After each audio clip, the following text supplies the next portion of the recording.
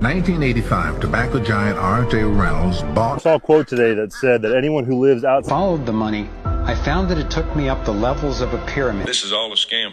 I mean, we got people that's getting ready to retire that's going to try to live off. It seems that people don't believe me when I tell them that the polyester nylon yoga athletic outfits are literally made of plastic. Polyester nylon is plastic, polyethylene terephthalate, and it's plastic processed with insane amounts of chemicals, phthalates, bisphenols, PFAS, forever chemicals, which are all endocrine disruptors, messing with hormones. And it's like they don't even believe me when I tell them. And it's because it's such a hard truth to swallow that it can be causing disease inside of you, can be causing all these issues. It's literally pure, chemically processed pure plastic. And the reason it has these moisture wicking and all these properties and it's great at getting rid of moisture and bouncing off moisture is the chemicals they use to process it, the forever chemicals. That's what's giving it those abilities, which make it 1,000 times more harmful. It can literally cause infertility. Say you do have a child and you're wearing these polyester nylon plastic outfits, it can cause developmental issues in the child. The microplastics and the chemicals,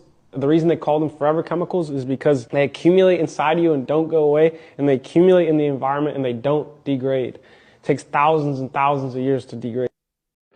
Yeah, this is crazy. It could cause all these things. Hopefully, you guys are manifesting your health and you are doing good choices when it comes to your clothing. Regardless, oh my god, is this guy wearing the polyester plastic stuff? And that don't look like, I don't know, something feels off. But thank you for letting us know. Welcome back, goons. More For You page content, weird and creepy stuff. Let's get right into it. Interact. 1985, tobacco giant R.J. Reynolds bought Nabisco Foods. Tobacco pioneer Philip Morris bought General Foods and 3 years later, Kraft Foods, making them the largest food producer in North America. And leaving the business of food in the capable hands of the same corporations who helped addict us to tobacco. Using the same tactics they used to promote tobacco, food companies set about peddling the entire planet a diet of processed goods, loaded with chemicals and additives, masquerading as food. This new machine operates with specific targets in mind, like addicting consumers, without them knowing it. Yep, this is all around us. It just keeps happening, and we just say, okay, feed me more. Wait, I need to check if this camera's still working. I had a camera failure. I'm like always scared.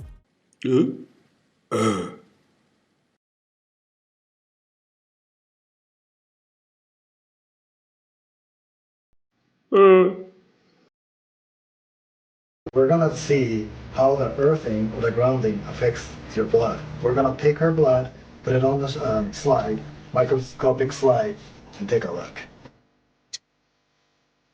As you can see, all her red blood cells are stacked up. This is called a stacked up cell. And see, let's go see if the earthing can help improve a level. They're actually earthing right now, and they're just starting to ground. So we'll see them back in 10 minutes. Let's see how the earthing or the grounding has affected blood. As you can see, the blood, before and after the earthing, it's obviously changed. So after you do the earthing, the blood can circulate back. This is a good example. That's crazy. None of us should be wearing shoes. We should all just be earthing and grounding all the time. I guess 10 minutes a day is all you need. I saw a quote today that said that anyone who lives outside of the system is a threat to the system, and it's really eye-opening when you think about it. You know, and I saw someone say that quote when they read this garbage article that you read right here, talking about how backyard chickens are a threat to industrialized farming because of bird flu. Government's fear is not about this chicken spreading bird flu. What it is scared of is the idea of everyone owning chickens affecting their FDA subsidized factory farms and their profit and loss sheets. You might be thinking, Brian, are you really going to make that big of a stink over a couple of backyard chicken eggs? And the answer is absolutely, because the more self-sufficiency that you seek, the more control they're going to try to take. And so yes, this chicken egg right here is very important because homesteading and self-sufficiency have become widely popular over the last couple of years, and it's going to continue to gain popularity, which means it's going to continue continue to gain dissent from the government because self-sufficiency goes against the government's idea of dependency that they want you to have. The fact of the matter is, somebody that could take care of themselves, supply food for themselves and their family and their community is an asset to me, but a threat to the government.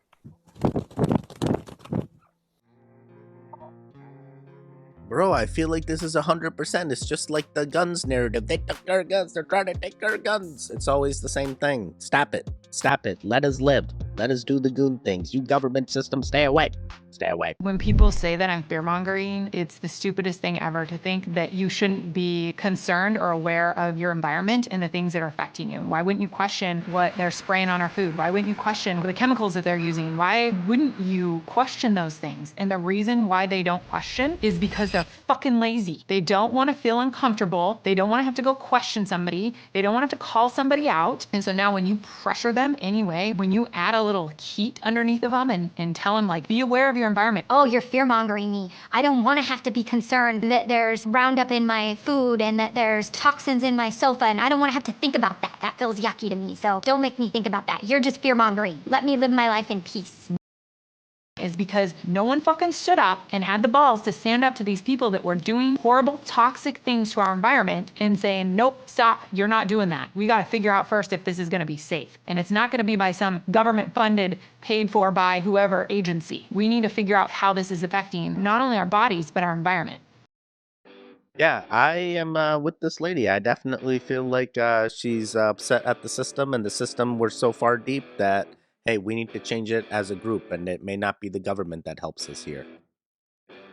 We're going to keep it going. Gary Berman is CEO of Tricon Residential, a Toronto-based company that has quietly become one of the largest owners of single-family homes in the United States. Unbelievable. So today, we own about 30,000 single-family rental homes across the U.S., largely in the Sun Belt, and we've got probably about 75,000 people living in our homes. And there are companies even bigger. Invitation Homes owns more than 80,000 rental houses. American Homes for Rent, close to 60,000. Some of the all-stars of finance, Goldman Sachs, JP Morgan, Blackstone, have put hundreds of millions of dollars into these companies. Our largest portfolio would be in Atlanta, in Charlotte, in Phoenix, in Tampa. Big investment companies like yours are being blamed for this huge increase in rents across the country. And you can set the rent any way you want, really. Yep. Okay, interesting. So there won't be any more ownership. Everything's just going to be rents. Everything's going to be taken over by corporations. There will no more. You need to own the lands now. You need to buy the houses now, if you can. All right, I'm gonna check this camera again. I'm like freaking out over here.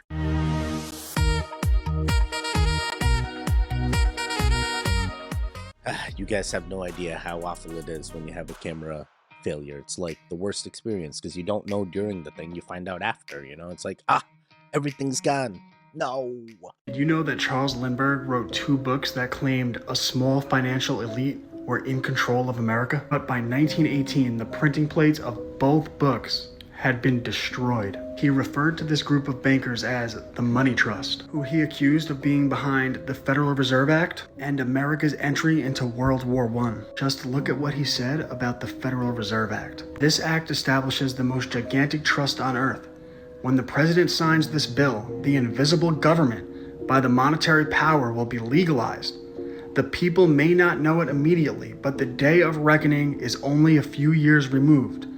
The worst legislative crime of the ages is perpetrated by this banking bill. Lindbergh was the driving force behind the Pujo Committee, a 1912 congressional hearing that concluded a small group of financial elites had immense power and influence over America. The very bankers exposed by these hearings were the same who attended the famous meeting on Jekyll Island. The people behind the Federal Reserve Act and the 16th Amendment, which is what this book is about. Those in power have tried to take this history from us, our history. Well, I've already been producing audiobooks, and I'm going to get my hands on these books and bring them back. So join my email list if you're interested. Check out my books on how information is controlled, rights fundamental to being an American, the corruption of the banking system, fake news, and so much more. Wow, that's crazy. I didn't know Lindenberg wrote books, but hey, they openly told us, or he openly told us what was going to happen before we even knew what was going to happen. And now we are still in the systems. The elites are still controlling, and we pretend we have freedoms, but all of our choices are calculated. And we just go with that. But we're goons. We're gonna win. Never mind. Hey, you interact with the video? I've had to check this camera 2 times now, so come on. Come on, I'm doing the things. I'm trying to make sure you get content. Thank the editor. Thank you, Nikita. Followed the money, I found that it took me up the levels of a pyramid. Here we are at the bottom level going about our daily lives. Above us is government, people who are given a monopoly on force and use it to tax and control us whether or not we agree. But who controls them? At the next level are the corporations. Many would say that it is now corporations and not nation states that rule the world. They call it a corporatocracy. To acquire the world's resources and control the markets, this corporatocracy must have access to cheap money. The big corporations get their loans at special rates from the big banks, which means that those who control the major banks, the moneyed elite, ultimately control the corporations. As I've followed the money, I've learned that almost everything I once believed about money is simply not true. It's all Monopoly. It's all a Monopoly game. The Monopoly, the game, not the actual definition. And you already know. All right, we're gonna keep it going. This is what happens when you get food from a grocery store, right? You got strawberries. You see that? So what we do here at the store is we take the moldy strawberries out, throw them away, and then the rest, sometimes we put it on the floor, or we put it in this, and this becomes this. Cut up, sold for way more money. Same with the blueberries. We go through it, take it out, throw it away, put it back on the floor for y'all to eat. You got something like this. We got white turnips packaged, right? You see? January 6th, all right? They're bad because today's January 7th. So what we do now, we tear this open. We'll tear this open, put it onto a new one, and it'll print out a new today's date. Like this was new, but this has been sitting on the shelf for weeks. Well, we appreciate the valuable information, my man, but you can go ahead and take your jacket off, take your badge off, put it in that chair right there, and leave the premises. Again, no hard feelings. We appreciate that information. You just showed us the type of world we live in, where prices go up and integrity go down. Bro, we need more goons like him that expose the truths. That's crazy. That's crazy. But hey, at least they did some visual checking, so you know there's no other bad stuff on there. Nah. You can't get away from this. You can't get away from this. It's happening everywhere. Every grocery store is doing this. Why wouldn't they be? You think they're just going to throw away good food that they deem is good because it looks good?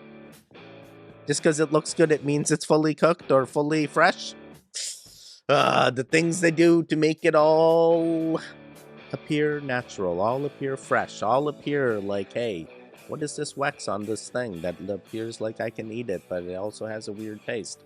Is this bugs? We're always eating bugs. I'm sorry, tangent, ADHD, spiraling. We're going to keep it going. BRICS countries, Western countries, all on board for Agenda 2030.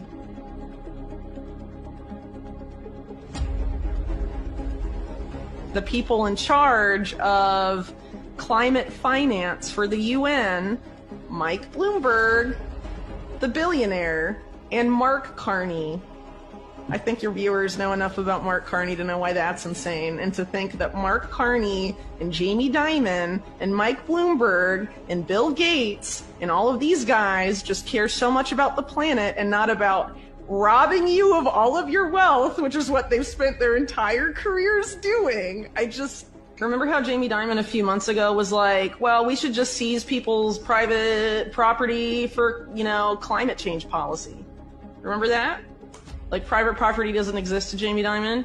If his friends at Goldman Sachs, who basically designed all this, crap that the UN is backing, and green finance and blue finance for Mother Earth and whatever, if those projects decide that they want your property, I guess they'll just turn off your money or whatever and take it. I mean, Do you really want to give these guys total control?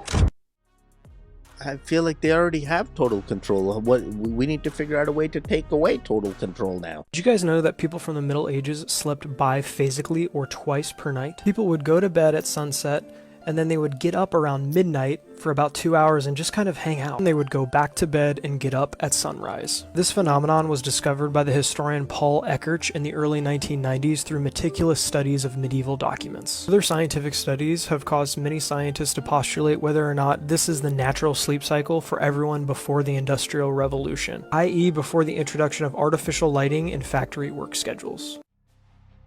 Bro, I don't know. I mean, I'm all about taking naps during the day, but now waking up in the middle of the night just to like hang out for an hour or two and go back to sleep, well, why would I disrupt my sleep like that? Just give me the full 8 hours REM cycle. Actually, for me, it's like 6 hours. I don't even need 8. All right, we're going to keep it going. This is all a scam.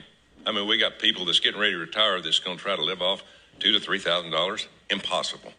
Because what happens, it comes up here, we spend it. We're $35 trillion in debt. We don't have any money. We're dead broke. We are in huge trouble.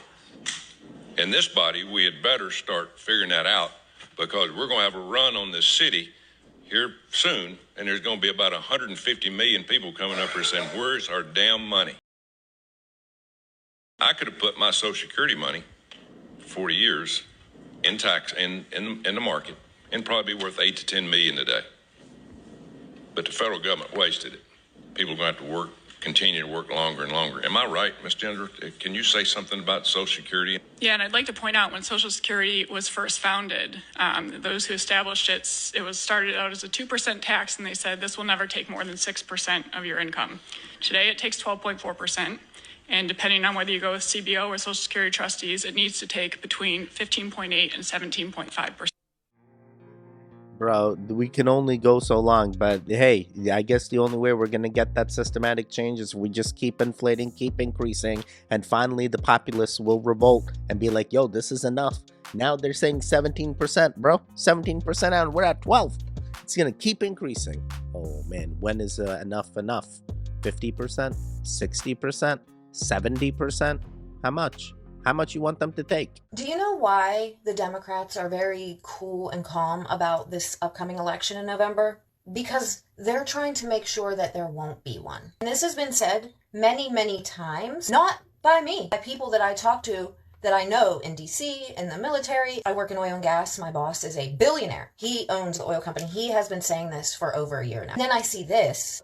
I hope that all of Trump's mean tweets, were worth you voting for the warmongers, because there wasn't a war when Trump was in office. You could say whatever you want about that man. We didn't have any wars, first time in 50 years. If you think that you're going to get out of this by saying I'm trans, no, they did it in Ukraine too. They made every single trans woman go back. They had to fight. I told you this a million times. They don't care about you. There's probably not going to be an election, or they'll be able to cheat their way through it. Again, how you still stick up for this administration or the Democrats, I have no idea. Name me one good thing they're doing for this country. The only thing anyone ever mentions is abortion. So killing a baby is more important than, not having wars, having a good economy, just having an overall better life, being able to eat, shelter yourself. Try to strive for some sort of happiness. Killing your baby is more important. Now, not only is Russia in our territory with nuclear submarines, they're also planning on a new K.2 COVID. So they're going to throw out everything they can so that they can remain in power and cheat again. Just so they can, continue running our country into the ground. Because they're not doing anything else. They're not helping us. Keep sticking up for the Democrats because it's going to be all of our downfall. Because of what? You hate Trump because they told you to. For what? They all loved him before he ran. Don't you ever think about that? Don't you ever think about how this man has been famous and a billionaire for 50 plus years, and only when he ran for something? You don't notice that all of these people are corrupt and egomaniacs, yet none of them seem to get punished. Thank you so much for being so fucking brainwashed that now we're going to be drugged into more wars. I don't understand. The video was titled, Hope You're Ready for the Draft. This lady is definitely all over, regardless of political affiliation or whatever view. Teams and sports team. Go your local political teams and sports team. We don't get political. This is the Jersey Shore. This is how the Jersey Shore has always looked. The water has always been murky and dark and just not very inviting. Every time I've gone to the Jersey Shore, this is the water that we've gotten, or this is what we've seen. So when the fuck did the Jersey Shore turn into this? Crystal clear Caribbean style water. I have never seen the Jersey Shore look like this, ever. I mean, it's like we literally just came to the Caribbeans, but no, this is the Jersey Shore. You cannot convince me that something isn't off when literally the water has completely changed on an entire coastline in a year's time. Something is up. There is something happening. I don't know what, but for the good God, this is not normal. I don't know. I don't know what's normal and what's not. This is only after a year of investigation. Does it go back to its other color and then go back during the summer months or something? I don't know. It appears colder in the other pictures and also like evening time. I mean, it's just water. It reflects the light that it gets, right? Why am I trying to explain this? I don't know. I don't know. I need someone else to tell me what's really going on. But if, maybe you're just projecting to a new timeline and just change. Or it's Photoshop. Photoshop it could be. So I've always wondered why they depict Humpty Dumpty as an egg. Humpty Dumpty sat on a wall. Humpty Dumpty had a great fall. All the king's horses and all the king's men couldn't put Humpty together again. Yeah, but it doesn't say he's an egg, so why are all the paintings depicting Humpty Dumpty now astray, lost in realms of disarray, where time's undone and shadows play, and sanity frays in the light of day? What?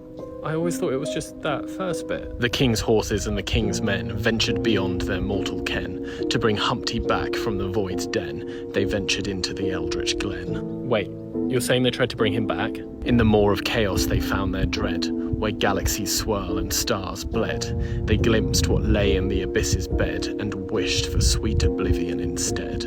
Okay, this is horrifying. Humpty Dumpty, once so small, became the nexus of it all. In the cosmic echo of his fall, we hear the universe's thrall. Were they okay? Did they find him? All the king's horses and all the king's men never returned home again. Humpty echoes in their screams, in a world beyond, where reality dreams. Wait, so why was he depicted as an egg? Why didn't they return? I've never heard this long version of Humpty Dumpty. What the heck? I just heard about this the other day. Who remembers the book, The Diary of Anne Frank? I remember the book and I never even fucking read it. But apparently it's not called The Diary of Anne Frank anymore. Or that it never was The Diary of Anne Frank. It's called The Diary of a Young Girl. How the hell would I even know who Anne Frank was if the book wasn't called?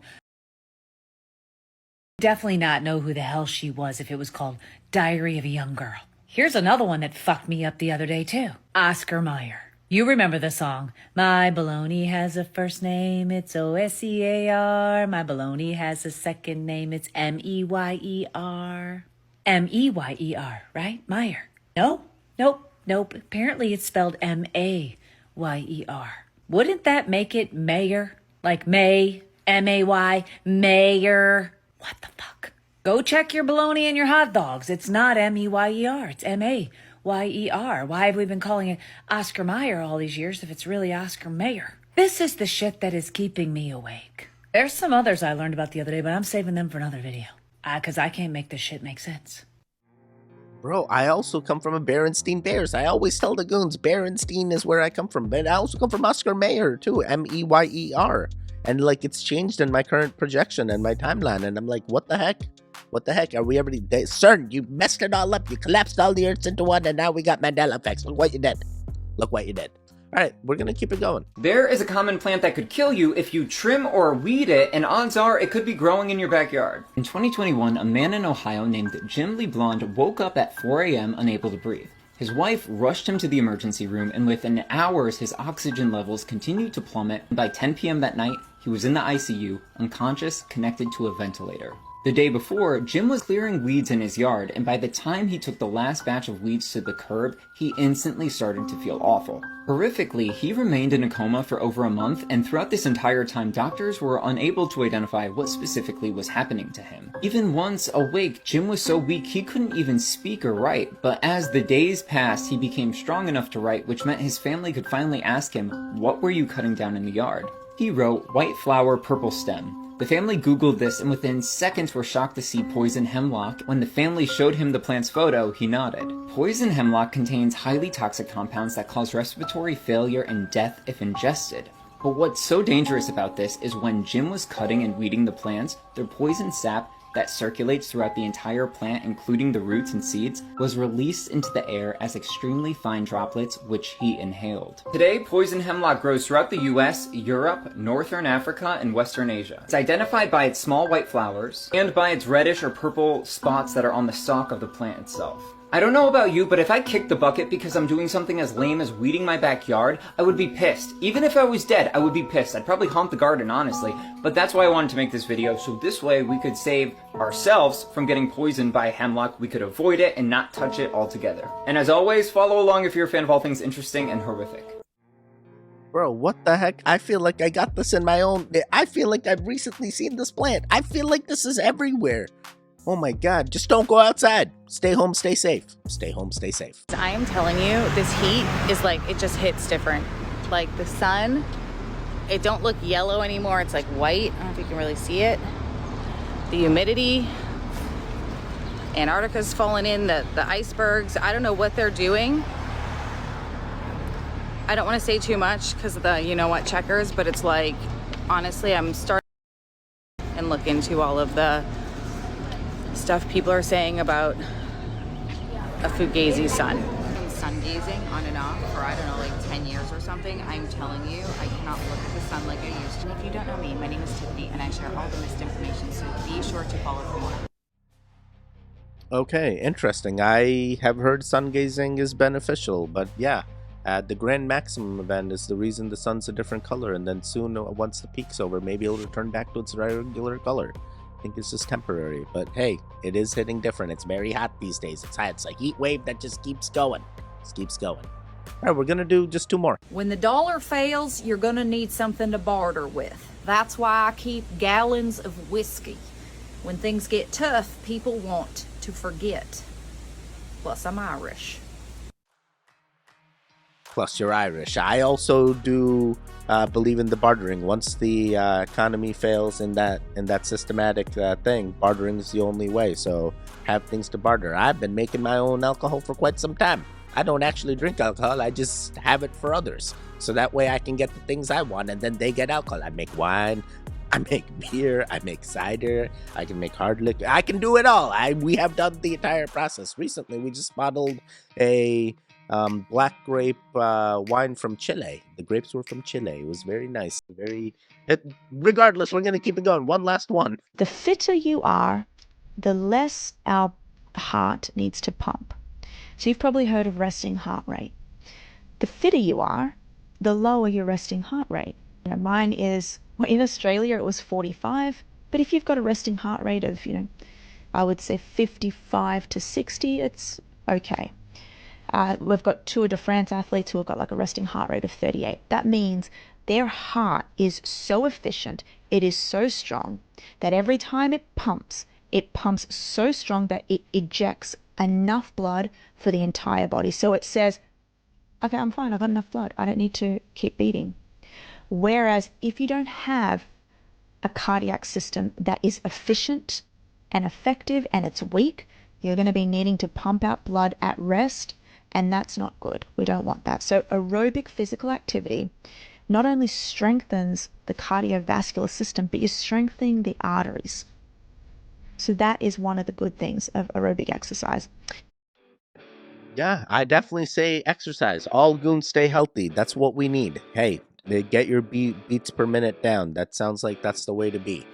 Interesting. A lot of interesting videos in this compilation, but hey, hopefully you guys are learning and you guys are using this in order to better yourselves. Otherwise, what are you doing? You gooning, you stop gooning, you start watching. Stop gooning, start watching. All right, I am out of here. There should be videos on the screen now. Click on either one of them. Continue your goon fix. The one in the middle, you can subscribe. I'll see you guys next time. Goodbye, goodbye, goodbye. Goodbye.